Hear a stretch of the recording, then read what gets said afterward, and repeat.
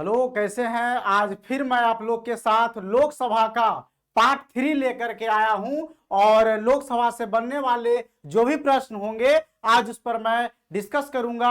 तो आज का सेशन का पहला प्रश्न होगा। पहला प्रश्न है, राज्यसभा और लोकसभा की समान शक्तियां किस क्षेत्र में है। तो देखा जाए कि लोकसभा और राज्यसभा की जो समान शक्तियां हैं कौन कौन सी क्षेत्रों में दिया गया है, कौन कौन से प्रस्तावों के लिए दिया गया है कि जितना शक्ति लोकसभा का है उतना ही शक्ति राज्यसभा के पास है। तो देखा जाए कि नई अखिल भारतीय सेवाओं का गठित करने का विषय ये आपका क्या है, गलत है। क्योंकि मैंने बताया होगा कि राज्यसभा है ना, राज्यसभा का एक विशेष अधिकार है जिसमें भारतीय संविधान के अनुच्छेद 312 में यह कहा गया है कि अखिल भारतीय सेवा में उसकी सीटों की वृद्धि की जाए या कमी की जाए या नई अखिल भारतीय सेवाओं का गठन किया जाए। दूसरा है ना, भारतीय संविधान संविधान संशोधन करने के विषय में मैं बता दूं, अनुच्छेद 368 में बोला गया है कि संविधान में यदि कोई प्रावधान की जाए है ना, यदि लाया जाए है ना, तो मैं बता दूं कि जब संविधान के यदि संशोधन की जब बात आती है 368 के तहत, अनुच्छेद 368 के तहत, तो राज्यसभा और लोकसभा का है ना, लोकसभा और राज्यसभा दोनों में पारित होना है ना अनिवार्य होता है। इसलिए राज्य और लोकसभा दोनों का है ना संविधान संशोधन में है ना पावर या शक्ति बराबर के रूप में है। तो ऑप्शन नंबर बी आपका करेक्ट आंसर होगा। और अगले प्रश्न की ओर चलते हैं। अगला प्रश्न है, लोकसभा का नेता कौन होता है। तो मैं बता दूं कि लोकसभा का जो नेता होते हैं, लोकसभा का नेता कहने का मतलब है ना सांसदों यानी कहने का मतलब है कि लोकसभा यानी जो सबसे ज्यादा, जो पार्टी का सबसे ज्यादा बहुमत होता है, बहुमत दल का जो नेता होते हैं वही लोकसभा का नेता माने जाते हैं, लोकसभा का नेता माने जाते हैं। तो मैंने बताया होगा है ना कि अनुच्छेद जब 74-75 पर मैं चर्चा कर रहा था तो मैंने बताया होगा कि लोकसभा में जो बहुमत आती है उसमें है ना लोकसभा के द्वारा ही, लोकसभा के सदस्यों के द्वारा ही चुने गए या नियुक्त किए गए व्यक्ति प्रधानमंत्री होते हैं। और बहुमत दल के नेता माना जाए तो प्रधानमंत्री को बोला जाता है। तो लोकसभा का जो नेता होंगे प्रधानमंत्री होंगे, प्रधानमंत्री। अगले प्रश्न की ओर चलते हैं।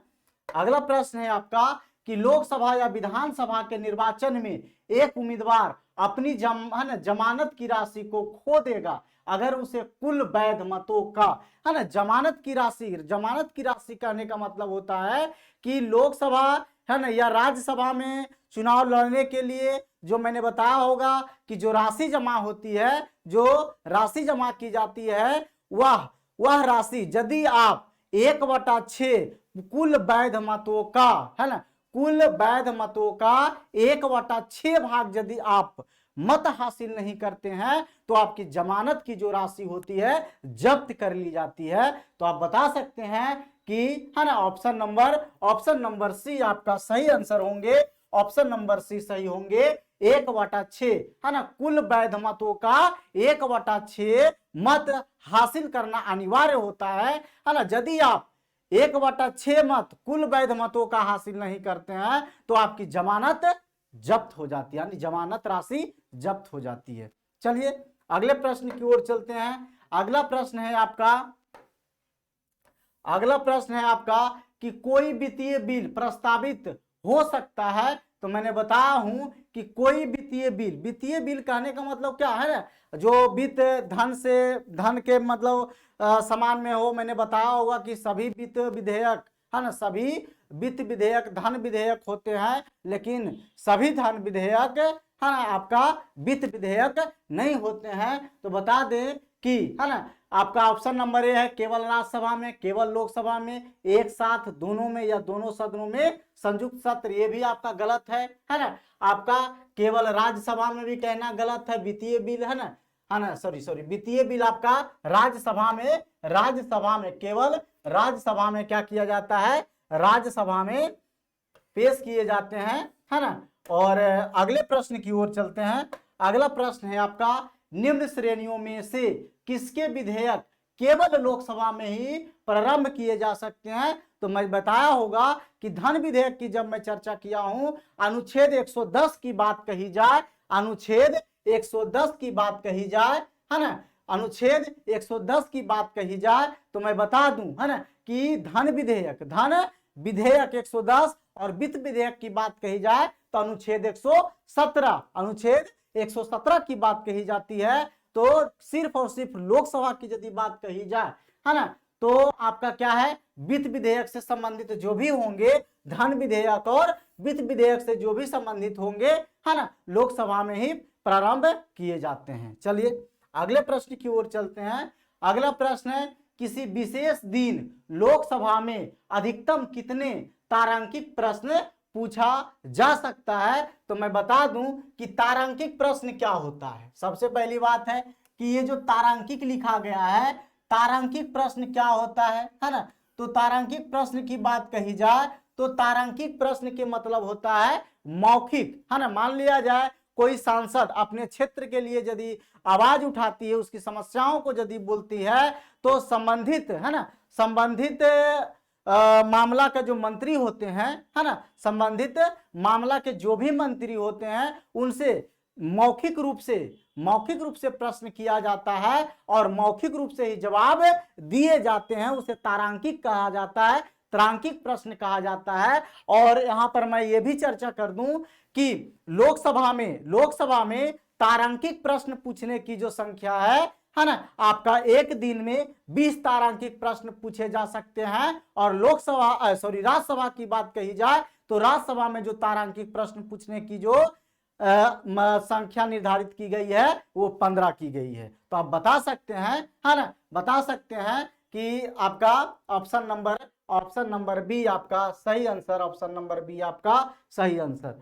चलिए अगले प्रश्न की ओर चलते हैं कि निम्नलिखित में से पॉपुलर चैम्बर किसे कहा जाता है? तो मैंने बताया होगा, है ना, कि लोकप्रिय सदन, युवाओं का सदन, है ना, सब लोकसभा को कहा जाता है ना। तो आपका, है ना, पॉपुलर चैम्बर किसे कहा जाता है? तो लोकसभा, ऑप्शन नंबर डी आपका सही आंसर होंगे। और अगले प्रश्न की ओर चलते हैं। अगला प्रश्न आपका है, लोकसभा व राज्यसभा की शक्तियां समान है ना। कहने का मतलब है कि राज्यसभा और लोकसभा की जब शक्तियां, है ना, शक्तियां की बात कही जाए तो किस किस मामला में समान है ना, कि राज्यसभा के बिना कोई प्रस्ताव पारित नहीं हो सकता है, वो प्रस्ताव लोकसभा के बिना भी कोई पारित नहीं हो सकता है। तो देखा जाए पहला ऑप्शन है कि राष्ट्रपति के निर्वाचन के संबंध में, ये तो एकदम 100% सही है ना, कि आप, है ना, राज्यसभा और लोकसभा के जो भी निर्वाचित सदस्य होंगे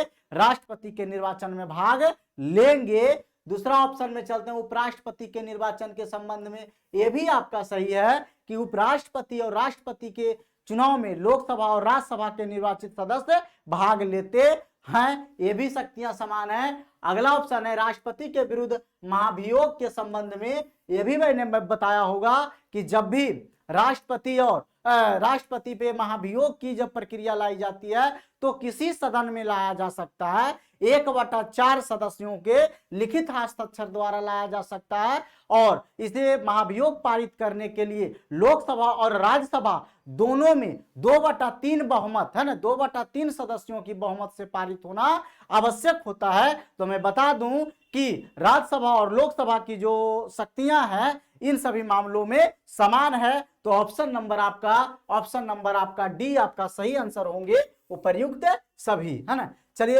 अगले प्रश्न की ओर चलते हैं।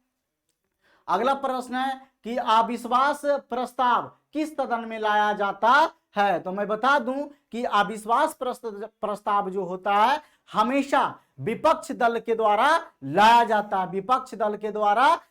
जाता है। और अविश्वास प्रस्ताव लाने के लिए कम से कम 50 सदस्यों का लिखित हस्ताक्षर होना आवश्यक होता है। और मैं ये भी बता दूं कि अविश्वास प्रस्ताव हमेशा विपक्ष के द्वारा सत्ता दल के विरुद्ध लाए जाते हैं और वह सिर्फ और सिर्फ लोकसभा में लाए जाते हैं। कहां लाए जाते हैं? लोकसभा में लाए जाते हैं। तो आप बता सकते हैं कि ऑप्शन नंबर ए आपका सही आंसर होंगे, ऑप्शन नंबर ए आपका सही आंसर होंगे।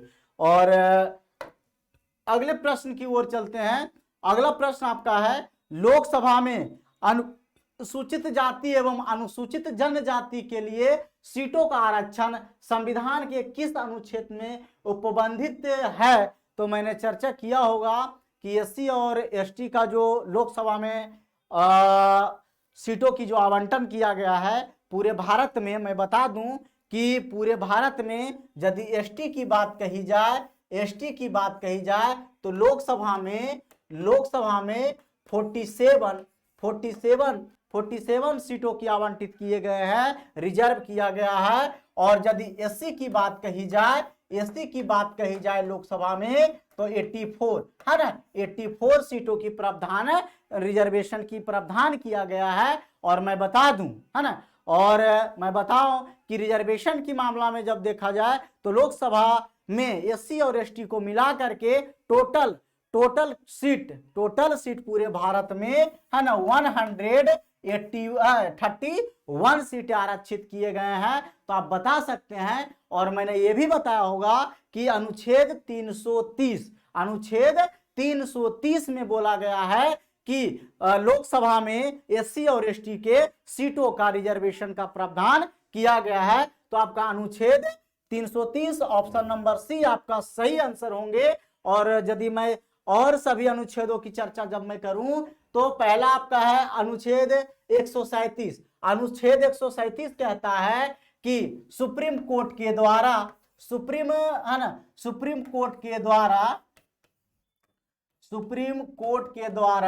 दिए गए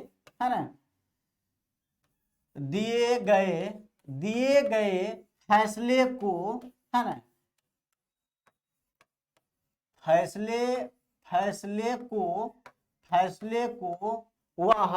ना, फैसले को वह पुनर्विचार कर है ना,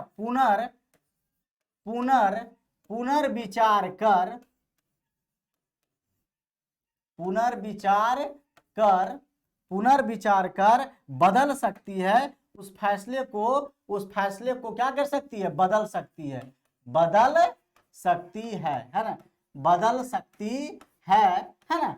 और यदि अनुच्छेद 16 की बात कही जाए तो अनुच्छेद 16 यह कहता है कि आप है ना अफसर की समानता सरकारी नौकरियों में हर एक वर्गों, हर एक भारत के नागरिकों को समानता मिलना चाहिए है ना। अवसर का समानता की बात कही गई है ना। अवसर की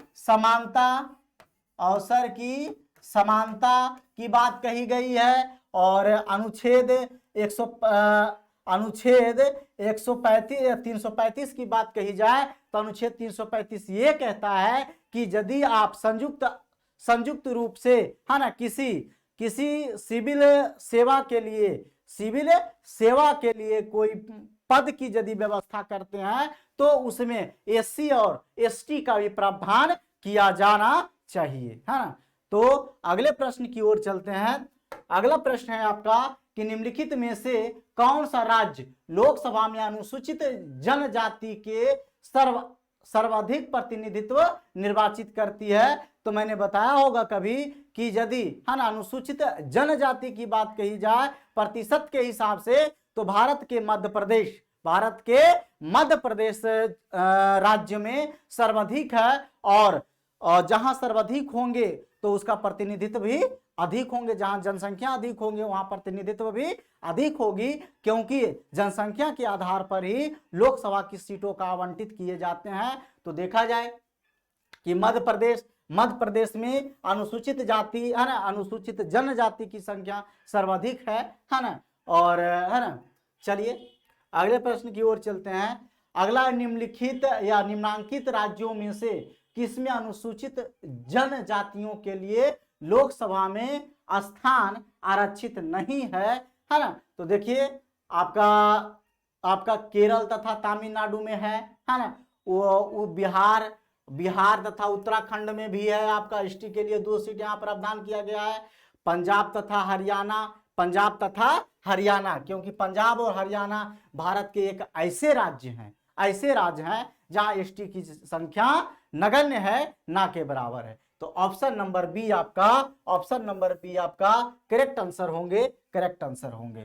चलिए अगले प्रश्न की ओर चलते हैं। किस राज्य में लोकसभा में अनुसूचित जाति एवं अनुसूचित जनजातियों के लिए आरक्षण नहीं किया गया है? तो मैं बता दूं कि नागालैंड, नागालैंड में आपका एससी का एससी का होमलैंड माना जाता है, सिक्किम माना जाता है, लेकिन गोवा है ना, यहाँ देखिए सॉरी मिस प्रिंटिंग है, यहाँ गोवा होना चाहिए। क्या होना चाहिए था? गोवा, है ना।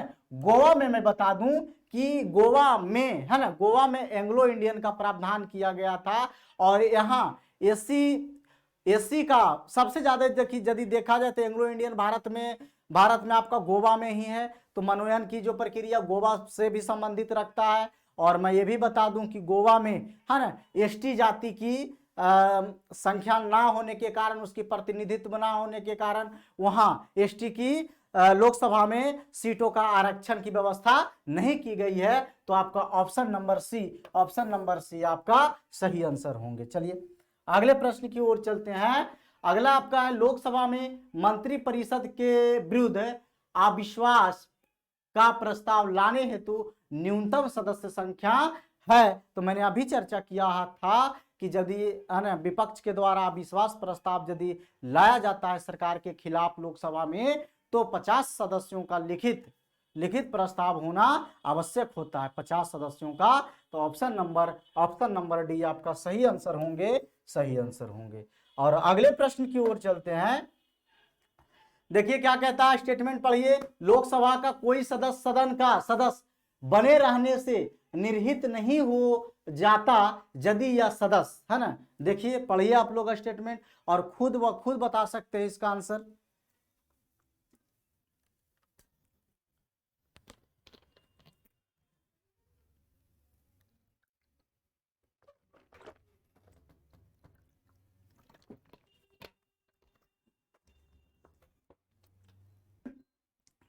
चलिए आते हैं, पहला स्टेटमेंट पढ़ते हैं कि जिस राजनीतिक दल से निर्वाचित होकर आया था या आई थी, उसे, है ना, स्वैच्छिक रूप से अपनी सदस्यता छोड़ देती है या देता है ना। देखिए यदि सदस्यता छोड़ देती है, जिस पार्टी से वह जीत करके आती है और वह रिजाइन कर देता है लोकसभा अध्यक्ष को, तो उसकी सदस्यता को समाप्त मानी जाएगी, वह सांसद नहीं रहते हैं। तो ये भी आपका, है ना, ये भी आपका क्या है, ये भी आपका करेक्ट है कि सदस्यता, है ना, नहीं रह पाएंगे।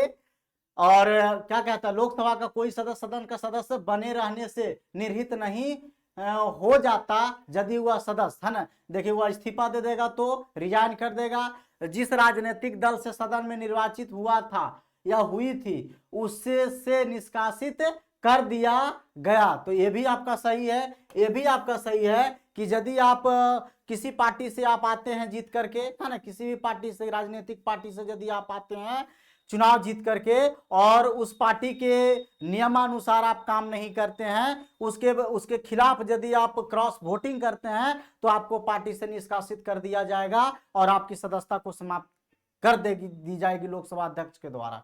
यह भी आपका स्टेटमेंट सही है। दूसरा है कि एक स्वतंत्र उम्मीदवार के रूप में निर्वाचित होने के पश्चात किसी राजनीतिक दल में शामिल हो जाता है। यह भी आपका सही है कि यदि आप कोई निर्दलीय उम्मीदवार जीत करके जाता है और यदि वह पार्टी ज्वाइन कर लेती है, तो भी उसकी सदस्यता क्या हो जाती है, समाप्त हो जाती है, सदस्यता उनकी क्या हो जाती है, समाप्त हो जाती है। और अगले प्रश्न की ओर, अगले स्टेटमेंट की ओर चलते हैं।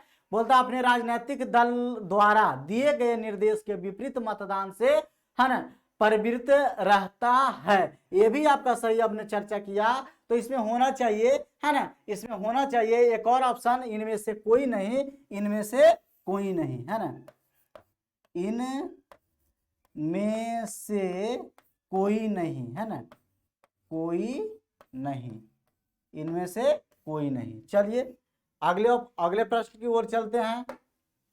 अगला प्रश्न है, प्रथम लोकसभा की पहली बैठक कब हुई? तो मैं बता दूं कि पहली बैठक 13 मई 1952 को किया गया। चलिए अगले प्रश्न की ओर चलते हैं। अगला प्रश्न है, मंत्री परिषद किसके प्रसाद पर्यंत कार्य करती है। तो मैंने खूब चर्चा किया होगा जब प्रधानमंत्री और मंत्रिपरिषद की जब चर्चा किया होगा मैंने, है ना, जब सांसद पढ़ा रहा होगा उस समय, है ना। तो है ना, अनुच्छेद 75 भारतीय संविधान के आर्टिकल, है ना, आर्टिकल की बात कही जाए तो 75 के 3 सब क्लाउज 3, 75 के सब क्लाउज 3 ये कहता है कि यदि कोई पार्टी बहुमत में होती है, तो उसकी मंत्रिपरिषद लोकसभा में कार्यरत होंगे। यदि पूरे मंत्रिपरिषद कहने का मतलब है पूरे मंत्रिपरिषद, यानी जितना भी मंत्रिपरिषद लोकसभा में से जो चुने गए हैं, टोटल के टोटल मंत्रिपरिषद की बात कही जाए तो वह लोकसभा के प्रति, किसके प्रति, लोकसभा के प्रति, है ना, लोकसभा के प्रति सामूहिक रूप से उत्तरदायी होंगे। लेकिन यदि बोला जाए कि एक मंत्री की बात कही जाए, सिंगल मिनिस्टर की बात कही जाए, है ना, सिंगल मिनिस्टर की बात कही जाए तो वह राष्ट्रपति के, है ना, किसके, राष्ट्रपति के प्रसाद पर्यंत होंगे, राष्ट्रपति, है ना, राष्ट्रपति के प्रसाद पर्यंत होंगे। लेकिन यदि बोला जाए कि पूरे मंत्रिपरिषद, पूरे कैबिनेट, है ना, पूरे कैबिनेट की यदि बात कही जाए, है ना, तो वह लोकसभा के प्रति उत्तरदायी होंगे। यदि लोकसभा भंग हो जाती है तो टोटल के टोटल मंत्रिपरिषद क्या हो जाएंगे, भंग हो जाएंगे, है ना। चलिए, तो आप बता सकते हैं आपका ऑप्शन नंबर बी आपका करेक्ट आंसर होगा। चलिए अगले प्रश्न की ओर चलते हैं। लोकसभा किस प्रकार मंत्रिपरिषद के उत्तरदायित्व को व्यवहारिक रूप प्रदान करती है? तो बताइए आप कि लोकसभा किस प्रकार मंत्रिपरिषद के उत्तरदायित्व को व्यवहारिक रूप पर प्रदान करती है? तो आपका क्या है, मंत्रिपरिषद के विरुद्ध अविश्वास का प्रस्ताव पारित करे, है ना, ये भी आपका उत्तरदायित्व। लोकसभा किस प्रकार मंत्रिपरिषद का उत्तरदायित्व को व्यवहारिक रूप प्रदान करता है, तो ये आपका गलत है। दूसरा है कि मंत्रिपरिषद के किसी सदस्य द्वारा प्रस्तुत किसी प्रस्ताव या विधेयक को अस्वीकार कर, ये भी आपका गलत है। कोई भी मंत्री अपने मंत्रिपरिषद के विरुद्ध, है ना, आप अविश्वास प्रस्ताव नहीं ला सकता है ना, ये भी आपका है। दूसरा है आपका मंत्रिपरिषद के किसी मंत्री द्वारा पेश की गई धन की मांग को अस्वीकार करना, ये भी गलत है। तो आपका ऑप्शन नंबर उपयुक्त में से सभी आपका व्यवहारिक रूप से प्रदान करती है। चलिए अगला है आपका कि लोकसभा के सुरक्षित निर्वाचन क्षेत्र निम्न में से किस वर्ग के लिए नहीं है? तो मैंने बताया होगा कि अनुच्छेद 330 में सिर्फ और सिर्फ एससी एसटी को ही लोकसभा सीटों में, है ना, लोकसभा सीटों में आरक्षण की व्यवस्था की गई है, अन्यथा किसी वर्ग का नहीं किया गया। तो आप बता सकते हैं ये दोनों को तो है ना, लेकिन इसका नहीं है, इसलिए ऑप्शन नंबर सही है, ऑप्शन नंबर सी आपका सही होंगे।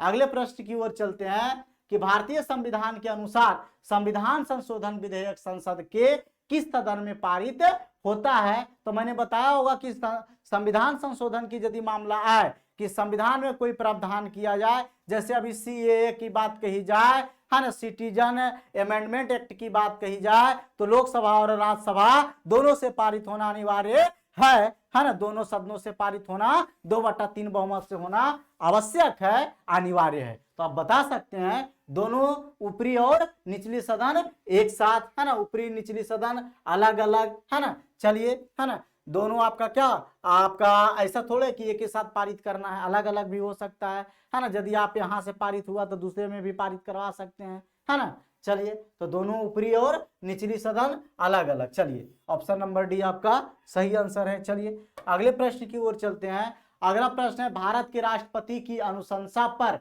लोकसभा को भंग कर सकते हैं, ये है ना। तो मैं बता दूं कि भारत के राष्ट्रपति की अनुशंसा पर लोकसभा को भंग कर सकते हैं आपका, है ना, आपका मंत्री परिषद का, है ना, यदि राष्ट्रपति के द्वारा निर्देश दिया जाए मंत्रिपरिषद को कि लोकसभा भंग किया जाए तो मंत्रिपरिषद का, है ना, भंग हो सकता है। चलिए अगले प्रश्न की ओर चलते हैं। पश्चिम बंगाल में कुल संसदीय सीट, है ना, सीटें लोकसभा निर्वाचन है, तो मैंने कल ही बताया था कि 42 सीटें हैं, कहाँ, है ना, पश्चिम बंगाल में 42 सीटें हैं। अगले प्रश्न की ओर चलते हैं कि संसद के दोनों सदनों की संयुक्त बैठक को भेजा गया विधेयक का पारित होना होता है ना। तो मैंने बताया होगा कि संसद के यदि संयुक्त सत्र की बात कही जाए, ज्वाइंट सेशन की बात कही जाए, तो अनुच्छेद 108 में बोला गया है कि यदि कोई विधेयक पर राज्यसभा और लोकसभा है ना, राज्यसभा और लोकसभा के बीच यदि मतभेद हो तो राष्ट्रपति का ये अधिकार है भारतीय संविधान के अनुच्छेद 108 के तहत कि वह लोकसभा में संयुक्त बैठक बुला सकती है, और अनुच्छेद 118 के तहत लोकसभा अध्यक्ष के द्वारा उसकी अध्यक्षता की जाती है। तो आप बताते हैं इसमें कि उस संयुक्त अधिवेशन जो किए जाते हैं उसे पारित करने के लिए 2/3 बहुमत होना आवश्यक हो जाता है। तो उपस्थित सदस्यों का है ना 2/3 बहुमत होना आवश्यक है। ऑप्शन नंबर सी आपका सही आंसर है। अगला है आपका कि भारतीय संसद के परिप्रेक्ष्य में शून्यकाल किसे कहते हैं, है ना। तो मैंने बताया होगा कि शून्यकाल कब होता है, जब है ना आपका 12 से 1 के बीच की जो समय होती है ना, 12 से 1 के बीच की जब समय होती है उसी को हम क्या बोलते हैं, शून्यकाल बोला जाता है। तो आप बता दिए है ना कि प्रश्नकाल के तुरंत बाद का समय या प्रश्नकाल के पहले का समय, ये तो गलत है ना। संसदीय कार्यवाही के ये भी आपका गलत है ना। संसदीय कार्यवाही के पूर्वाधार का समय ये गलत है, प्रश्नकाल के तुरंत बाद का समय। तो मैंने बताया होगा कि प्रश्नकाल की जो समय होती है 11 से 12 की होती है, और 11-12 के बाद जो भी होगी वो जो होती है ना वो शून्यकाल कहा जाता है। चलिए तो अगले प्रश्न की ओर चलते हैं।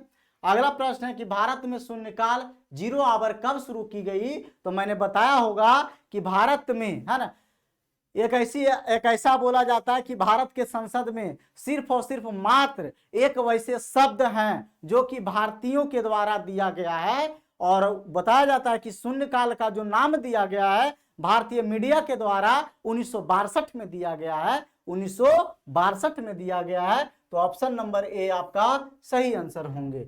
और अगले प्रश्न की ओर चलते हैं। अगला प्रश्न है, एक दल लोकसभा में विपक्षी दल होने का दावा करता है, इसके पास न्यूनतम कितने सदस्य लोकसभा में होने चाहिए। मैंने बताया होगा कि यदि कोई है ना, यदि कोई पार्टी को विपक्ष का पार्टी की दर्जा लेने के लिए कुल सदस्यों का है ना, कुल सदस्य सीटों का 1/10 भाग होना अनिवार्य होता है, तभी वह पार्टी विपक्ष की पार्टी की दर्जा प्राप्त की जाती है। और मैं ये बता दूं कि भारत में माने इस 17वीं लोकसभा की बात कही जाए तो 17वीं लोकसभा में ऑफिशियली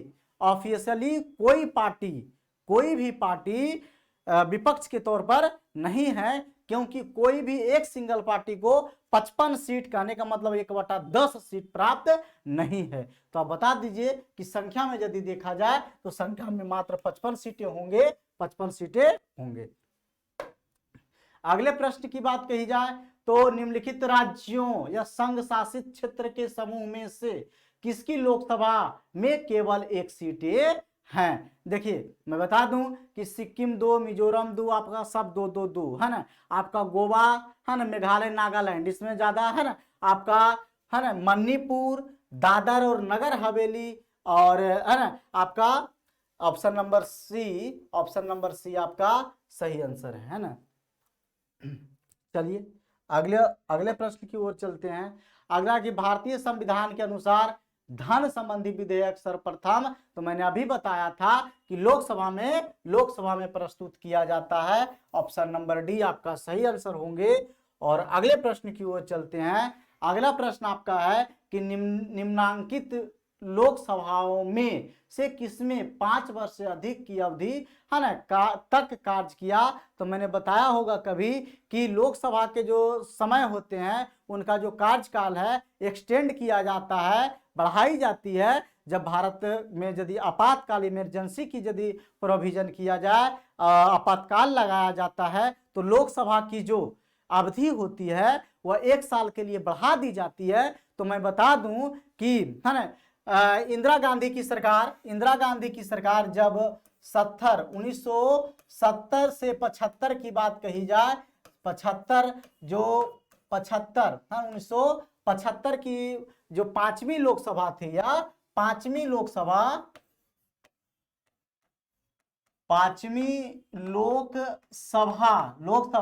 जब 1975 में इमरजेंसी जब लगाई गई तो लोकसभा का जो 1 साल का एक्सटेंशन किया गया है ना, 1976 से 1977 किया गया है, 1977 किया गया है। ये पांचवी लोकसभा आपका ऑप्शन नंबर बी आपका सही आंसर होंगे। और आज का ये अंतिम प्रश्न होगा आपका कि निम्नलिखित में से कौन सा विधेयक केवल लोकसभा में ही पेश किया जाता है। तो मैंने अभी चर्चा किया कि सिर्फ और सिर्फ धन विधेयक ही लोकसभा में पेश किए जाते हैं। तो इस तरह से आपका लोकसभा का जो टॉपिक है समाप्त हुआ। और आने वाले समय में हम फिर एक नए टॉपिक के साथ आप लोग के साथ जुड़ेंगे और बहुत ही जल्द स्टूडेंट एलीट के एप्लीकेशन पे आपका पॉलिटी का फाउंडेशन बैच मेरे द्वारा और मेरे टीम के द्वारा लाई जा रही है, जिससे आपको हर एक एग्जाम में जीरो से लेकर के हीरो तक के लेवल को लाया जाएगा और एक एक वर्ड को डिस्कस किया जाएगा। और यदि आप पॉलिटी पढ़ना चाहते हैं, है ना, तो आप एप्लीकेशन पे जाएं और एप्लीकेशन को डाउनलोड करें। धन्यवाद। चलिए।